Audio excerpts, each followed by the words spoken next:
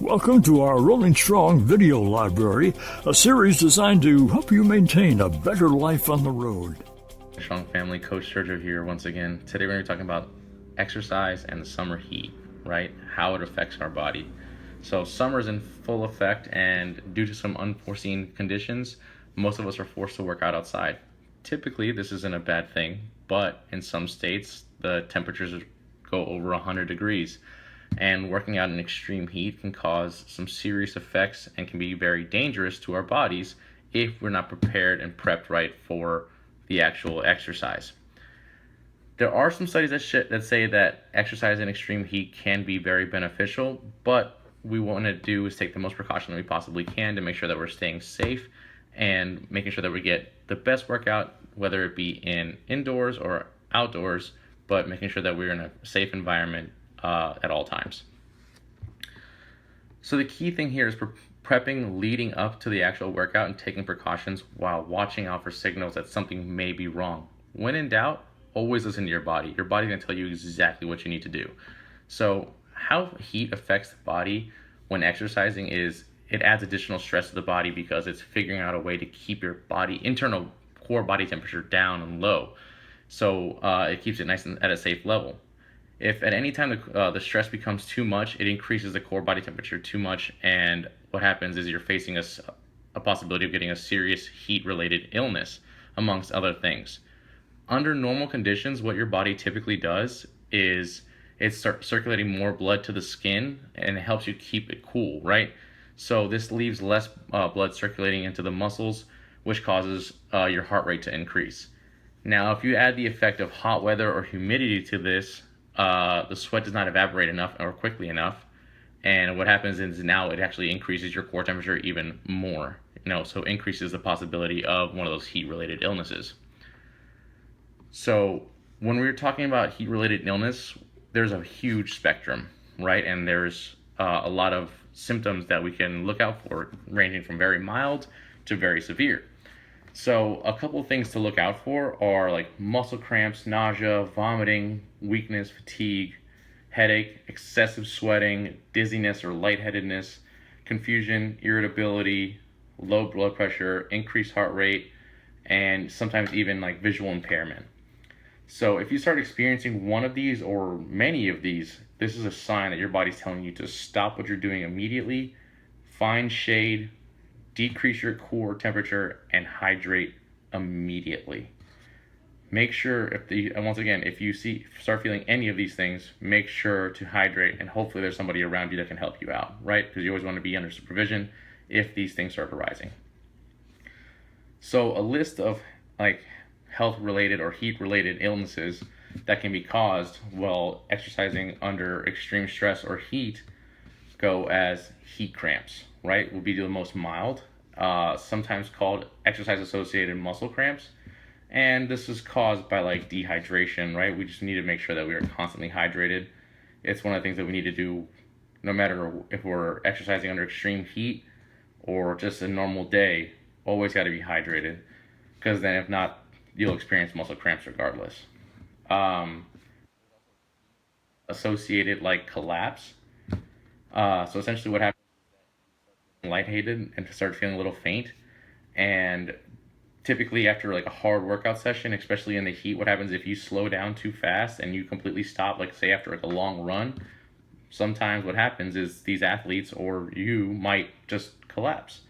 So one thing you want to do is kind of just making sure that we are taking an effective warm up and an effective cool down, right? So if you're going for a long run, don't immediately stop and that's it. Just make sure that you run and then walk a little bit afterwards to let your body appropriately cool down, okay? Heat exhaustion. With heat exhaustion, your body temperature reaches a core temperature of 104 degrees, right? Which is extremely high. And this is the point where you're going to start feeling nauseous. You might vomit, weakness and headache and fainting and sweating excessively, or clammy skin are all telltale signs of heat exhaustion. And if left untreated, it can progress into heat stroke, which is very, very concerning. Heat stroke is a life-threatening emergency condition that occurs when your body surpasses 104 degrees, and all of a sudden your body just shuts down and you need to seek medical help immediately, or whoever's there with you, because at this point you probably have already fainted.